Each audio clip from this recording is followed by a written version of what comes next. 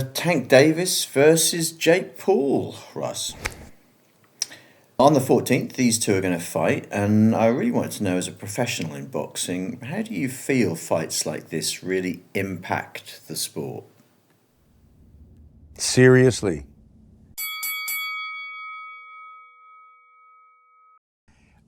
I think we have to be careful when using the word boxing.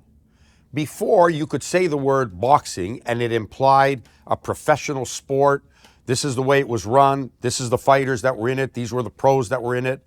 Now we're using it as a name for exhibition, just the act of boxing, meaning putting gloves on someone's hands, hitting each other, can't kick each other, can't wrestle, we're using it for that, but it doesn't mean boxing as in the sport that we know it.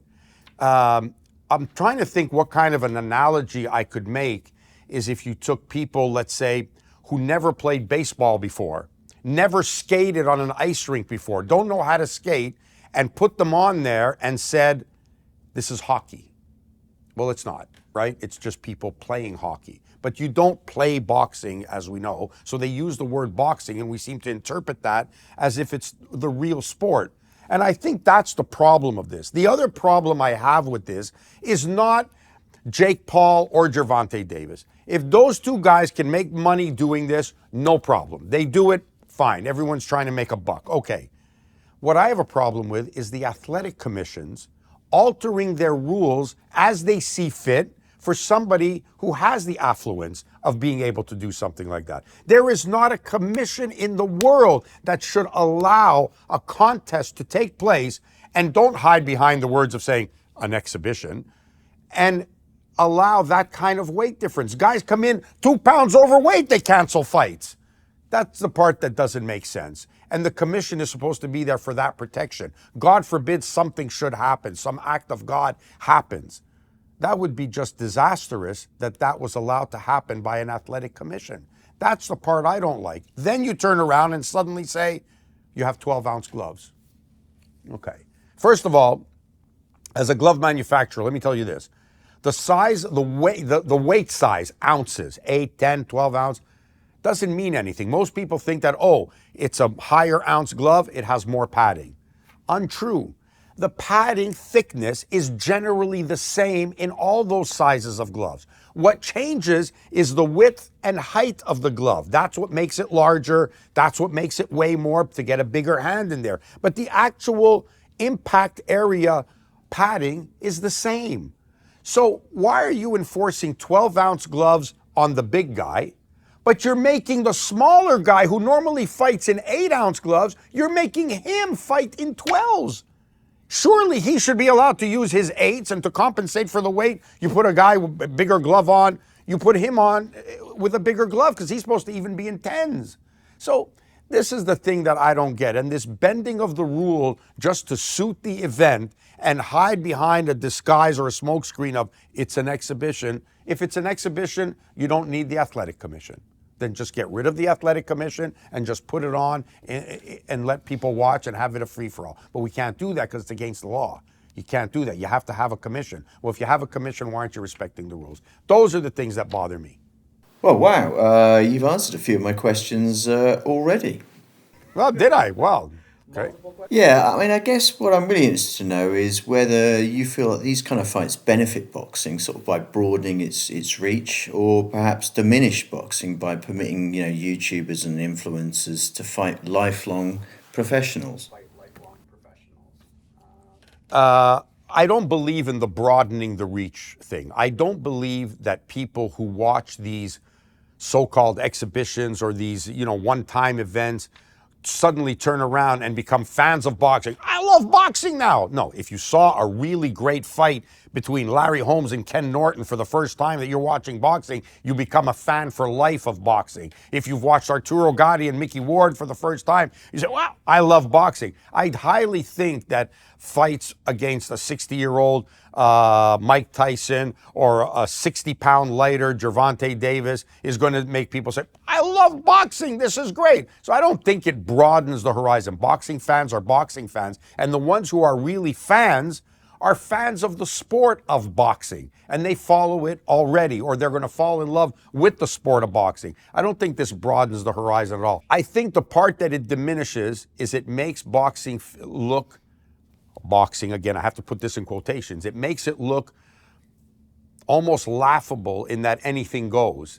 We've turned it almost into a spectacle instead of the sport it's supposed to be. So I think that from that perspective, I think it casts a light on something that maybe diminishes the quality of what boxing really is and gives people a false impression as to what boxing really is. Because now the people look at this, they don't even care about weight classes. They think that doesn't matter. You know, no one questions the fact that, excuse me, yes, sir, can I take a question from the press? How is it possible you're having a fight with a weight difference of over 60 pounds between two guys?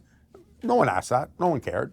They don't care. They're going to fight each other. That's it. And so that's the part that I think is not good for the sport.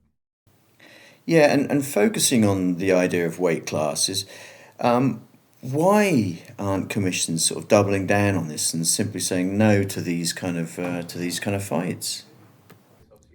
Like, this is the part I don't get. Like, unless you're telling me that it's arranged, that the guys are told this is going to be nothing more than a regular sparring session, no one's getting hit, no one's going all out. If a shot lands too hard, we're backing off. Unless you tell me that's what they're doing, how can you be sanctioning an event in which there is a 60-pound difference between the two? That's the part that I'd love to speak to a commission about this. And hats off, I think, to the Georgia Athletic Commission, who decided that they're not going to do this. And I think they kind of saw the reasoning behind this, because they kind of lose control, if you will, of what's going on in the ring from the outside, unless they tell their referee, hey, if you see anything hard, you stop the action. But now you're putting them in a bad position, because the fans are going to start booing, throwing things in the ring, because they're expecting to want to see somebody fight and get knocked out. So it's a very, very dangerous situation, I think, to allow this to happen and be endorsed by an athletic commission. God forbid should something go wrong. God forbid should something happen as a result of the size. I just cannot imagine the repercussions that would go through the sport of boxing and the athletic commission if they went against their rules, they went against what's in their book, the weight classes of boxing that you could prove have been around for 150 years, and that's why it's done. And it would be something incredible if it would be so sad if something happened. Yeah, heaven forbid something bad happens like that. I wonder if we could just go back, though, Russ, to what you mentioned earlier in the video in terms of boxing gloves. I noticed that for this fight they're both wearing 12-ounce gloves.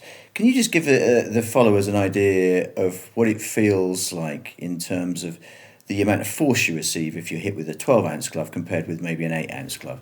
Great. And I'm sorry if I touched on it earlier before you asked, but I think that's a smokescreen. That's just put up there just to make people think, oh, you're wearing 12-ounce gloves, sparring gloves. It doesn't hurt. It doesn't hurt. If you haven't boxed, you have no idea what you're talking about. If you have boxed, you know that getting punched with a 12-ounce glove or a 10-ounce glove still hurts like hell. So I think this is just a smokescreen to give the illusion that they're trying to be protective. Well, who are you protecting? The bigger guy who's wearing a glove that's 2 ounces heavier than he normally would wear, and the other guy is wearing gloves the smaller guy is wearing gloves that are 4 ounces heavier. Why doesn't he get to go to 10 ounces if that's what you want to do? But even that, the ounces stuff is stupid. He's a 130 pounder, 135 pounder. He's supposed to fight in 8-ounce gloves. That's what he's supposed to box in. That's what the rules say. There's nowhere in the rules does it say you can use 8, 10, 12, 14, 16-ounce gloves. No, it's 8 and 12 ounce are for professional contests. That's the way it should stay. Yeah, okay, but moving away from the gloves for a second, I mean, is it actually dangerous for somebody like Jake Paul to fight somebody who is such an elite fighter like Tank Davis? Normally you would think yes. So if it is, why is it being allowed to happen?